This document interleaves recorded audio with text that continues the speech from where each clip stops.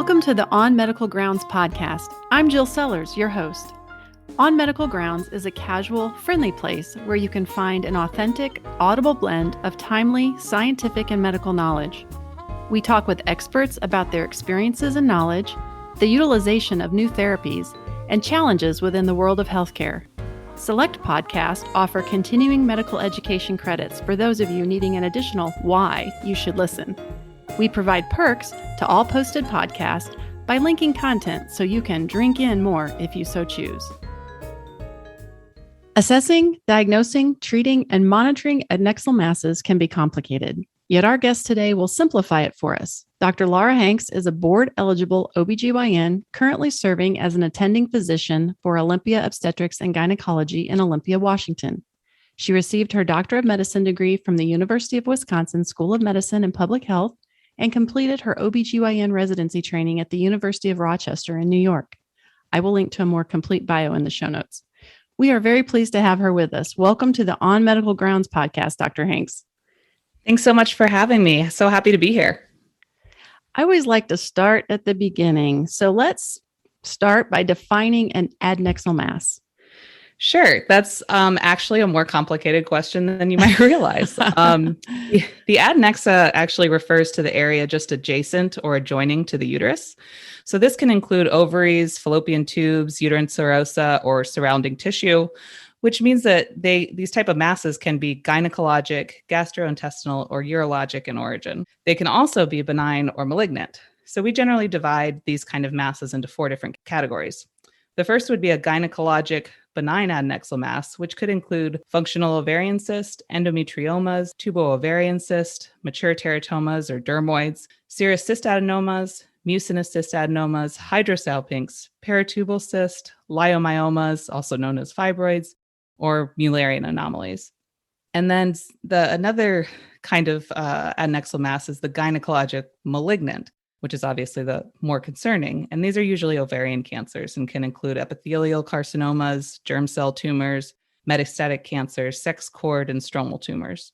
And then examples of non-gynecologic benign adnexal masses can be diverticular abscesses, appendiceal abscesses, or mucocele, nerve sheath tumors, ureteral diverticulum, a pelvic kidney, or bladder diverticulum.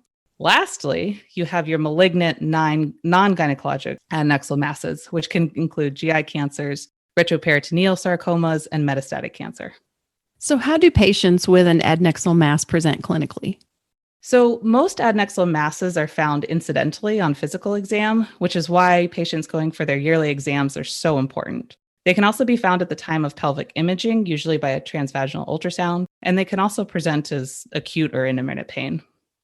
Is a transvaginal ultrasound common practice, or does that happen when there's a problem or maybe someone they think is at high risk? Sure, that's a great question. Transvaginal ultrasound is really the best imaging modality for organs of the pelvis, but not everyone's aware of that. So sometimes we have patients that come from the ER that have had the CT scan and then will do the transvaginal ultrasound. Okay. But really, I try to stress to my ER colleagues that if they have a woman with pelvic pain, that it's really is best to start with a transvaginal ultrasound. Oh, excellent. Okay.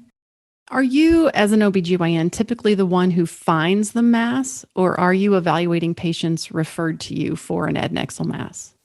Usually it's the latter. The majority of the patients that I see with adnexal masses have been referred either by the PCP or one of the midwives in our clinic, or as I mentioned, the ER consult. That being said, I do identify some adnexal masses on exams, either incidentally or after referral. And sometimes they will present with abnormal bleeding or pelvic pain, which is why, when I see those patients, an exam is so important. And a lot of times patients are surprised that I'm going to do a pelvic exam when they're having pelvic pain or bleeding, but it really is important to be able to assess if there's the reason for that. Right.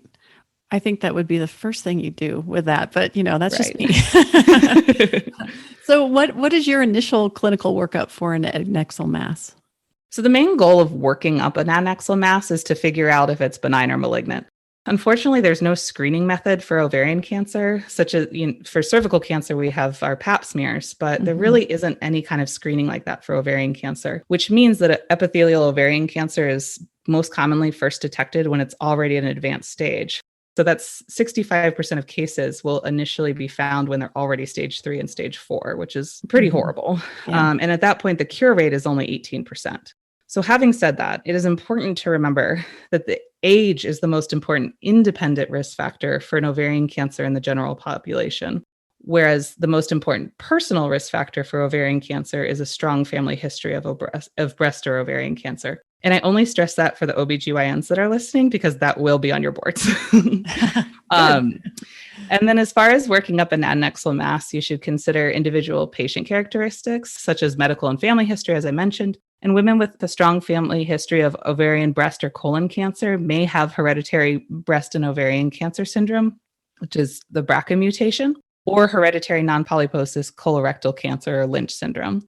A physical exam, as we mentioned, is also very important, and this should include palpation of the cervical and supraclavicular, axillary, and groin lymph nodes, as well as abdominal palpation, auscultation, and pelvic exam, which includes visual inspection of the perineum, cervix, and vagina, as well as the bimanual exam.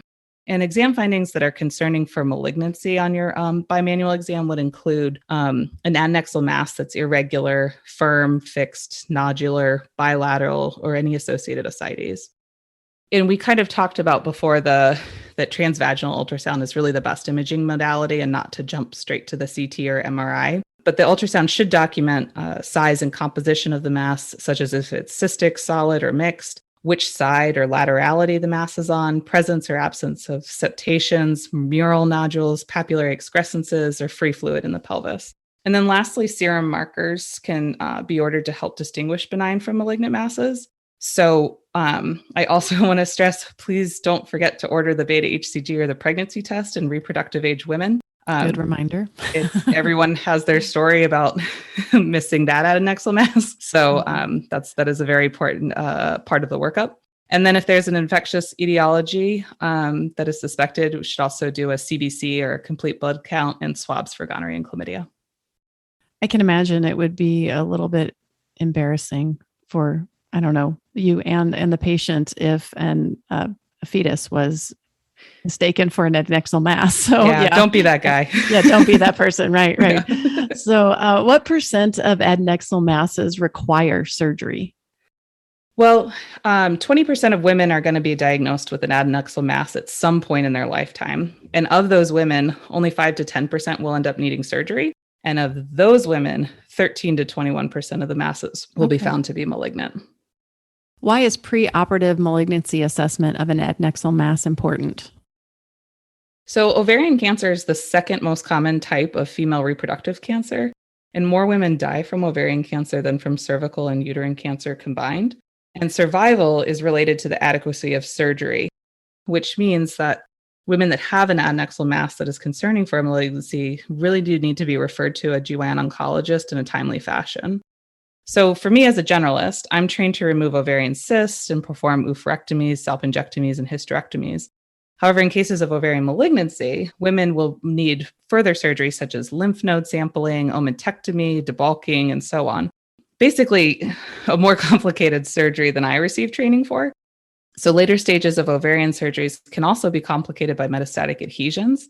And these complex cases are really best managed by the GYN oncologist, as they have that specialized training or fellowship training to handle those kind of situations.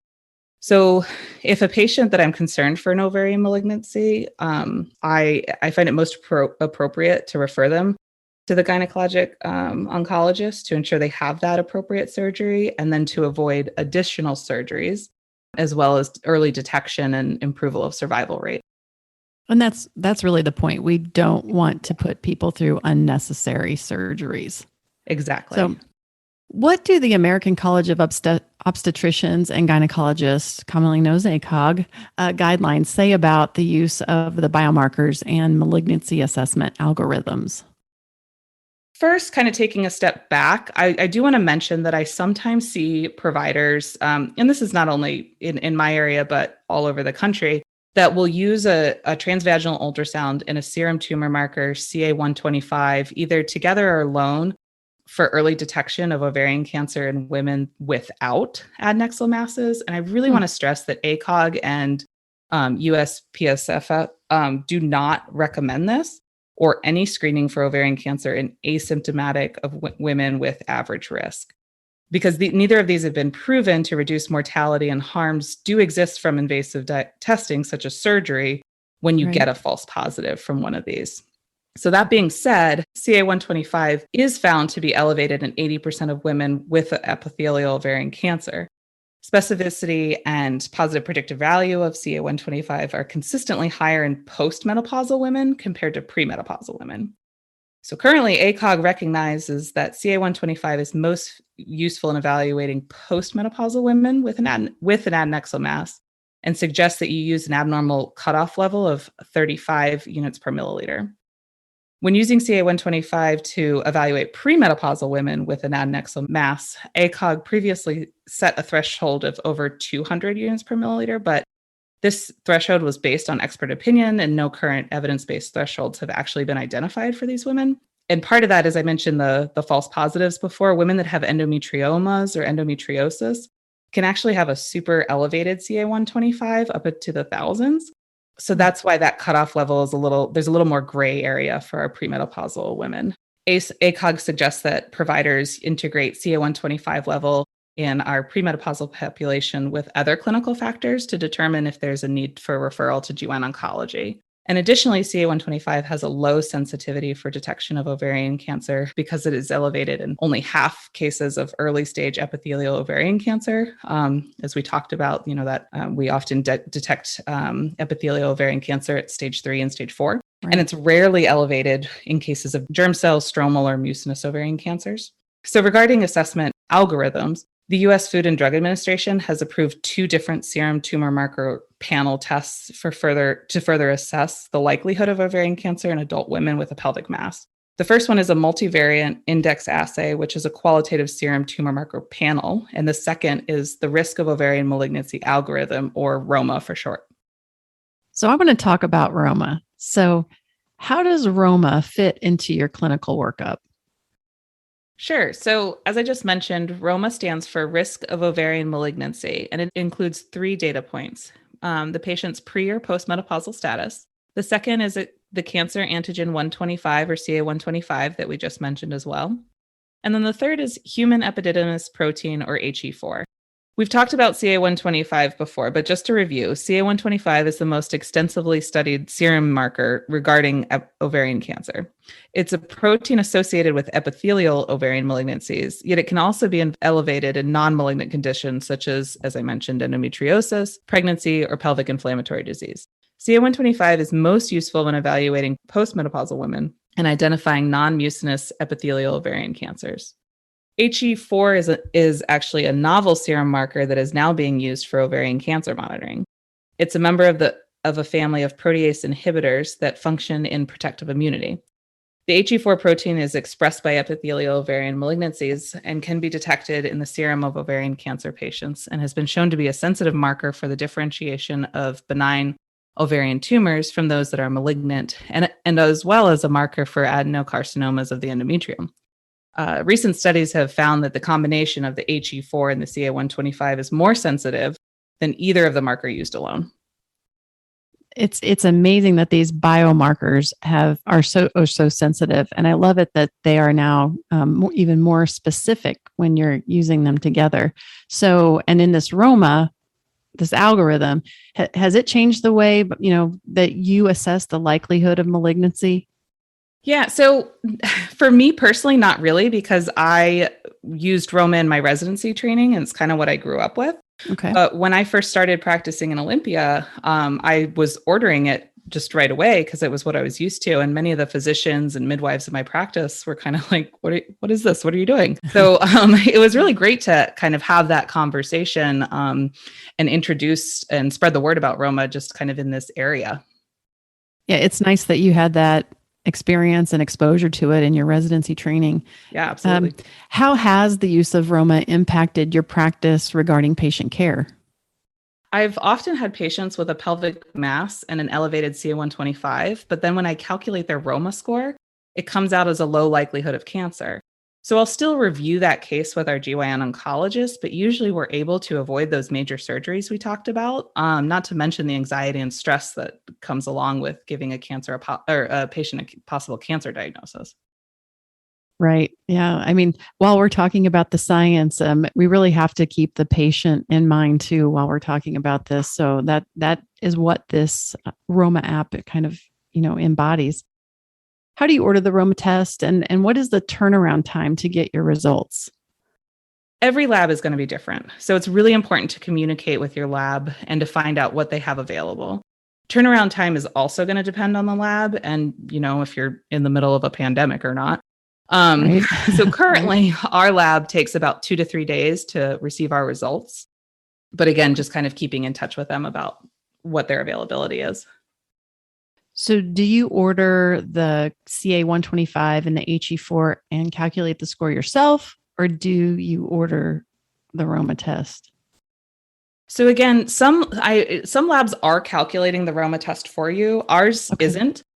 But remember that if you do have a lab that calculates the ROMA test, then you obviously need to let them know what the patient's menopausal status is. So that needs to be on the form when you send in the order.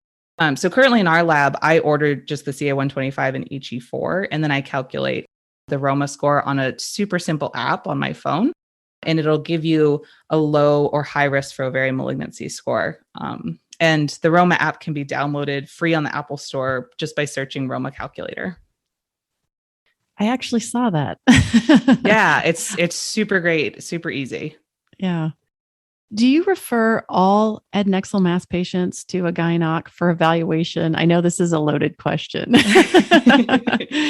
definitely not. Definitely not every single, as I listed off kind of that extensive list in the beginning, if I sent them every single one of those, I'd be out of a job. Right. So ACOG recommends that women with an adnexal mass only be referred to a GYN oncologist if they are postmenopausal with an elevated CA-125 and ultrasound findings suggestive of malignancy, such as the ascites, nodular, fixed pelvic mass, or evidence of distant metastases. B would be a premenopausal woman with a very elevated CA-125 and one of the before mentioned findings. Lastly would be a pre or postmenopausal woman with an elevated ROMA score. So it is so important. I can't stress this enough for generalists to have a good working relationship with your GYN oncologist. I was super fortunate to have trained with amazing GYN oncologists at the University of Rochester and at the University of Wisconsin when I was there for medical school. And now I work with a super fantastic GYN oncologist in Olympia, and we communicate regularly about patients. So it's rarely just a straightforward, send the fax over referral. It's usually a conversation, and it's a great continued learning for me. So in my practice, I feel comfortable managing endometriomas, TOAs, dermoids, hydrosalpinx, ectopic pregnancy, and fibroids. But if an imaging workup at all points towards a malignancy, I'm going to refer, or at least have a conversation with my GYN oncologist. Even in cases that it appears to be more complicated, like extensive endometriosis or a large, rapidly growing fibroid uterus, I'll often discuss that with my GYN oncologist, and we may just go to the OR together. So I'm really fortunate to have that kind of situation where I am. Yeah, I think networking and building those relationships within your profession, having that discussion is only going to benefit, well, the two of you for one, but the patient most of all. So that's encouraging. And patients really do appreciate that when we can, meet both of us and know that we're both there and helping each other out in the OR. And it's just a really great situation all around. Right. Well, in a survey of OBGYNs, 83% did not know that malignancy assessment algorithms are included in the ACOG guidelines for the evaluation of adnexal masses. So that was surprising to me, 83%. So How do we educate clinicians that evaluate women with these masses about implementing this important assessment tool into their practice? Well, I think what we're doing here on this podcast is a great start. Good. That's what we want. Yeah, absolutely. And then, just as I mentioned, getting the word out, starting to order it and have the conversation with your local providers. Dr. Richard Moore is also a great resource. I trained with Dr. Moore at the University of Rochester, where he's chief of GYN oncology. And he studied the HE4 protein extensively as a biomarker for pelvic cancers. And he helped create the app, actually, that for the ROMA score today. he has this excellent PowerPoint presentation regarding this very subject, and he can do it virtually at any clinic or practice. And he's actually given the presentation via Zoom to our clinic and local area providers, and it was a huge success. So I'm happy to help people set up one of these presentations if they're interested. Well, I'm going to post the contact information in the show notes for the person who can assist in setting up a virtual presentation by Dr. Moore. In addition, I'll list a few sources that you, Dr. Hanks, have provided as reference material for this podcast. Perfect. In closing, is there anything else that you want our audience to know about assessing, monitoring, assessing, diagnosing, monitoring, treating these adnexal masses? Remember that women do ovulate every month generally, and that they can have cysts on their ovaries, and that can be very normal. So before referring to a GYN or even a GYN oncologist, it is reasonable to repeat that ultrasound at a different time in their cycle, at least, a month away, and to see if the cyst is resolved, because that is something that we see quite often and can avoid, a referral or, again, unnecessary anxiety. So that's one thing as far as just kind of the benign side of it falls. But really, as far as ROMA goes, I think that just remembering that there is a more sensitive testing out there, and that your CA-125 can often be elevated in benign conditions, and that this could help avoid unnecessary anxiety and surgeries and so on. And it really is a great advance that we have.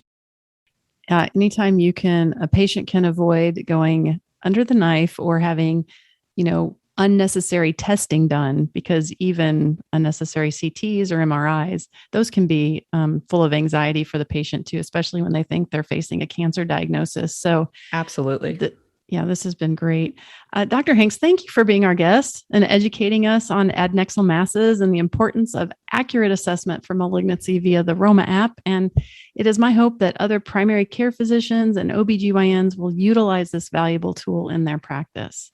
Yeah, thank you so much for taking the time, and glad to get the word out. And thank you for listening to the On Medical Grounds podcast. Instructions for processing your continuing medical education credits and the resources that were referred to in this podcast can be found at onmedicalgrounds.com. In addition, please be sure to click the subscribe button to be alerted when we post new content.